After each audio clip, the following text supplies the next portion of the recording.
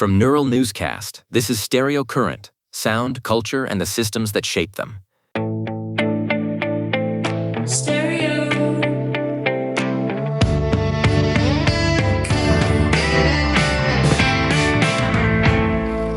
The needle drops on another day of scene intelligence.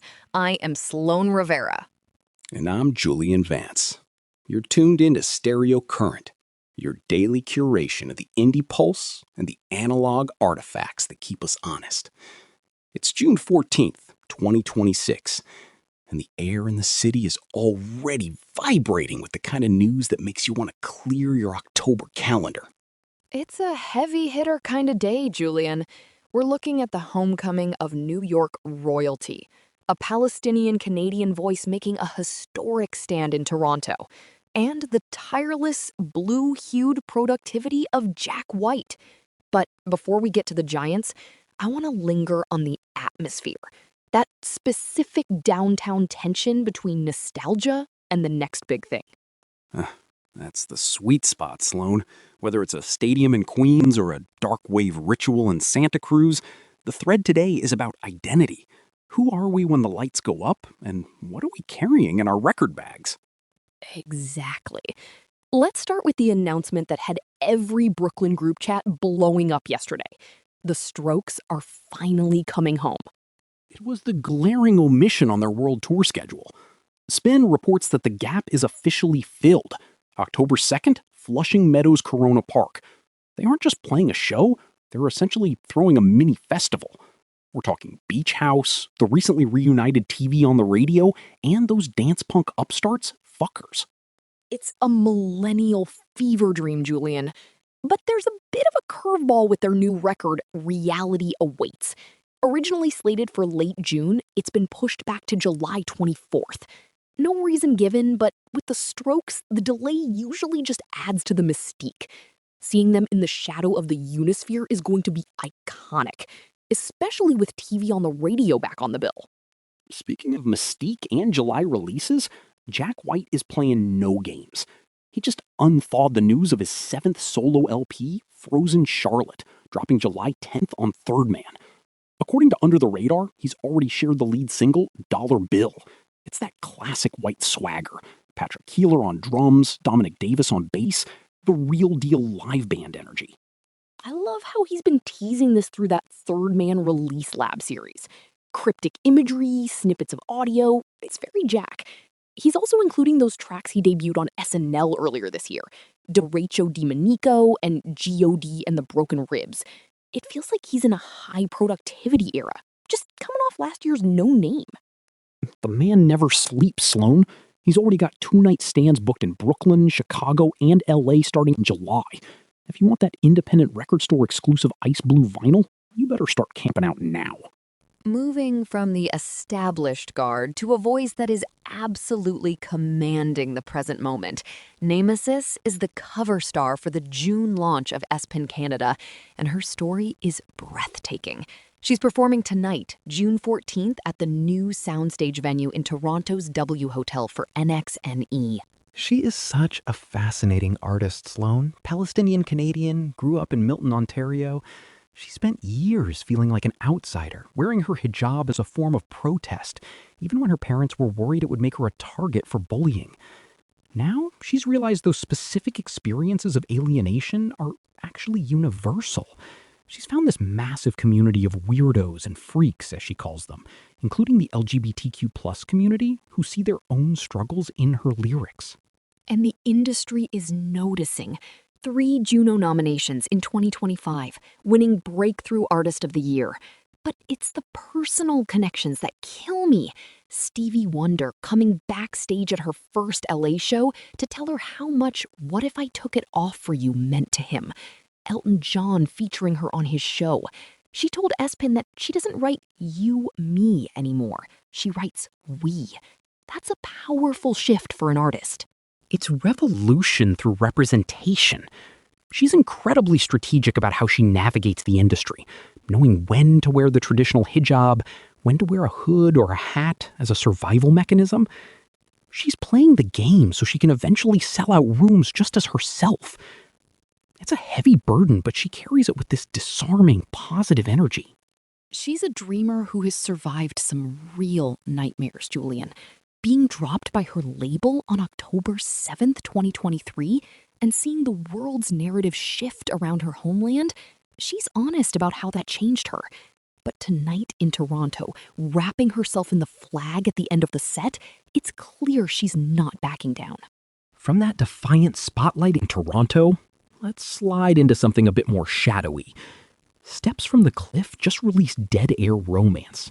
They're a Santa Cruz project that formed during those violent January storms of 2023. A&R Factory describes their sound as primally hymnal darkwave. I've been spinning this one, Julian. It feels like a monochrome specter. It's got that industrial friction, but then these non-lexical harmonies come in and smooth it over. It sounds like something that should be reverberating through a Clive Barker film. There's a severe elegance to it.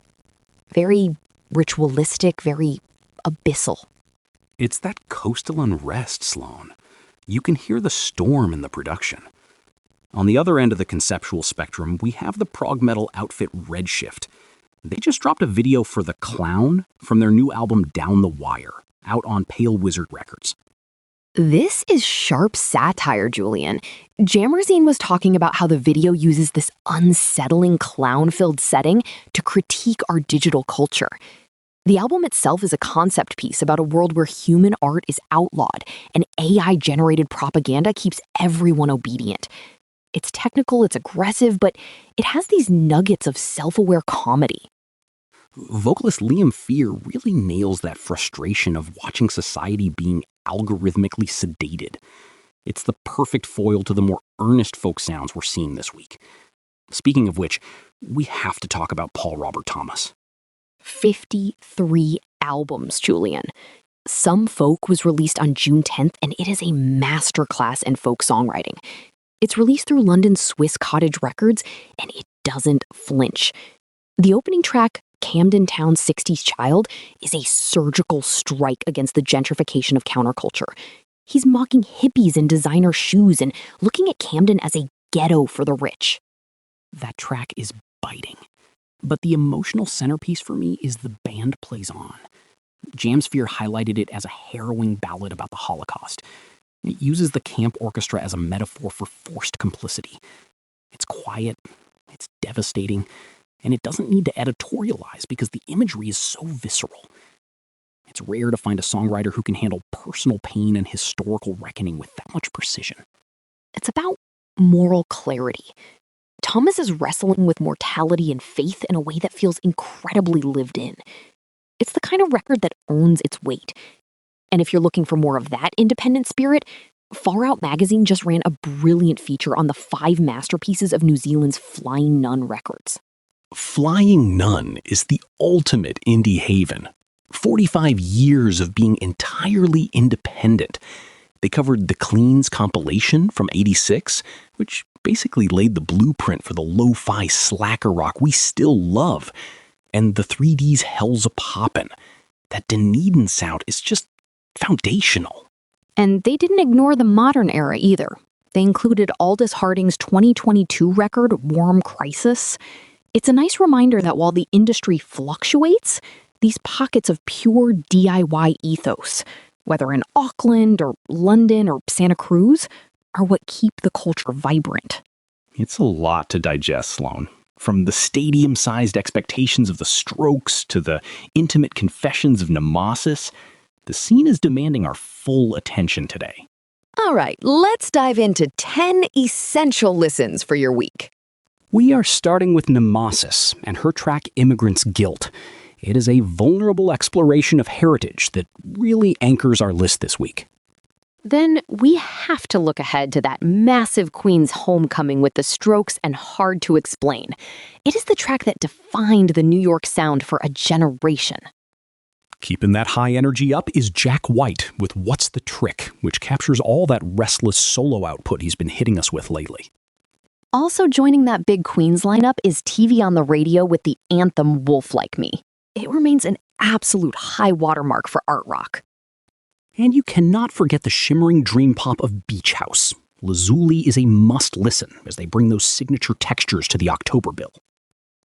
Shifting gears to the legendary Dunedin sound, we have Pink Frost by the Chills. It is a cornerstone of New Zealand post-punk history. Along those same lines is Tally Ho by the Clean. It is a DIY jangle pop masterpiece from the Flying Nun Vault. We are circling back to Nemahsis for our 8th pick, Stick of Gum. This one showcases the intimate songwriting that has won over icons like Stevie Wonder and Elton John. At number 9, we have Redshift with The Clown. It is a darker, synth-driven track for anyone looking for a conceptual edge this week. And finally, we have Clyde with SOL, which finds a beautiful kind of raw, emotional energy in the breakdown. And with that stack on your queue, and we are more than happy to give it. That's our roundup for this June 14th. Whether you're heading to NXNE or just digging through the bins at your local shop, keep your ears open and your takes sharp. I'm Sloan Rivera. And I'm Julian Vance. This has been Stereo Current. Catch more at stereocurrent.neuralnewscast.com. We'll be back tomorrow with more scene intelligence. Neural Newscast is AI-assisted, human-reviewed. View our AI transparency policy at neuralnewscast.com. This has been Stereo Current on Neural Newscast. Sound, culture, and the systems that shape them.